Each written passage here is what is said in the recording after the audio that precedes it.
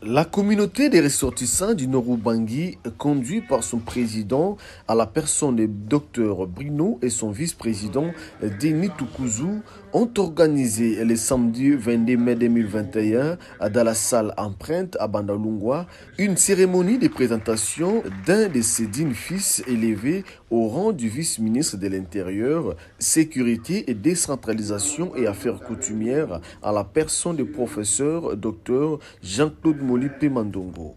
C'était une occasion pour les ressortissants des 4 territoires, notamment Mobaïmbongo, Bosobolo, Businga et Yakoma, qui constituent la province du Nord-Ubangi, de remercier les chefs de l'État, président de la République, son Excellence Félix-Antoine Tshisekedi Tshilombo, d'avoir nommé leur fils Molipe Mandongo au gouvernement de l'Union sacrée pour la nation, conduit par le Premier ministre Jean-Michel Samalou Kondé. Prenant la parole, le vice-président des ressortissants du Nord-Ubangi, M. Denis Tukuzu, a présenté le parcours du warrior Jean-Claude Molipe Mandongo en ces mots. Un CV très riche que je vais vraiment faire un effort de les résumer, faute de temps. M. Molipe Mandongo, ici présent, est docteur en sciences économiques. Parole de Dieu. Voilà que pendant que l'ordonnance était sortie, si j'ai une bonne mémoire, il était en mission évangélique, il était entre Badolite et Mobaï. Il est le fils du Nord-Ubangi, originaire de Bosobolo, avec sa chère épouse qui est à ses côtés, qui est aussi une fille du Nord-Ubangi. Notre fille qui est originaire de Mobaïmbongo, si j'ai une bonne mémoire, de Kumbukopere. Enthousiasmé de cet acte posé par ses frères du Nord-Ubangi, le numéro 2 de la sécurité congolaise, Jean-Claude Molipe Mandongo, a appelé ces derniers à l'unité et à l'amour patriotique de contribuer au développement du territoire du maréchal Mobutu. Le problème, qu'est-ce que nous, aujourd'hui, fils de Nord-Ubangi, pouvons faire? C'est parce que la précarité dans laquelle nous vivons aujourd'hui, chers frères, chères sœurs, moi je vis dans le quotidien de notre territoire. Le mois passé, j'étais à Businga, j'étais à Mobaï, chez moi à Mobaï. Je me suis dit, est-ce que vous savez que moi je suis du Mobaï?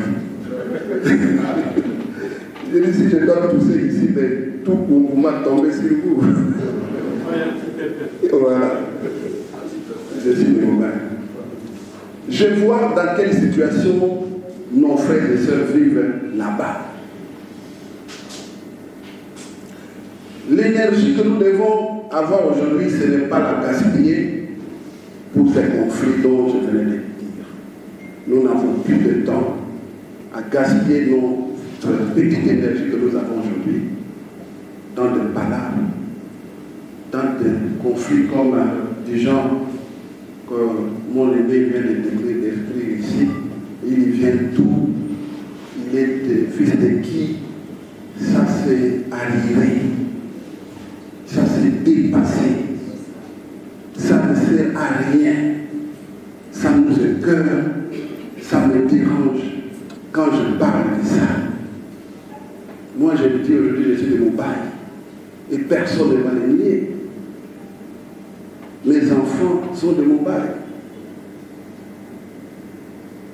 Comment je vais combattre quelqu'un de Mobaï? Comment je vais combattre quelqu'un de Boussindao? On m'a vu naître. Comment je vais combattre quelqu'un de Yakoma qui m'a éduqué? D'abord, c'est qui m'a donné la connaissance que j'ai aujourd'hui. Je suis vraiment déçu quand quelqu'un aujourd'hui peut imaginer ça. Le Nord-Ubangi connaît des problèmes, peut-être à un certain niveau, mais que les autres provinces ne connaissent pas. Cette histoire de division. Aujourd'hui, je pense, avec les discours des professeurs, nous sommes tous instruits pour que cette histoire-là cesse. Réussissons-nous simplement dans la méritocratie. celui-là est capable de faire ça. Il peut relever le défi. Le maréchal Mobutu avait l'habitude de dire, cet homme-là nous représente valablement. Ça suffit. Aujourd'hui, nous sommes en retard, tout simplement parce que nous n'avons pas beaucoup de hauts cadres. Nous devons penser maintenant à former de très hauts cadres qui sont à même d'occuper des fonctions de l'État. Dans des entreprises, qu'il y ait des hauts cadres. Nous devons avoir des ministrables, des hommes qui nous représentent à tous les niveaux. C'est le travail que nous devons faire désormais. Pour lier l'utile à l'agréable, les ressortissants du Nord-Ubangi ici réunis ont partagé un repas fraternel avec l'un des leurs, les professeurs Dr Jean-Claude Molipe Mandongo. Tous venus l'encourager et soutenir ses actions au gouvernement Sama Lukonde.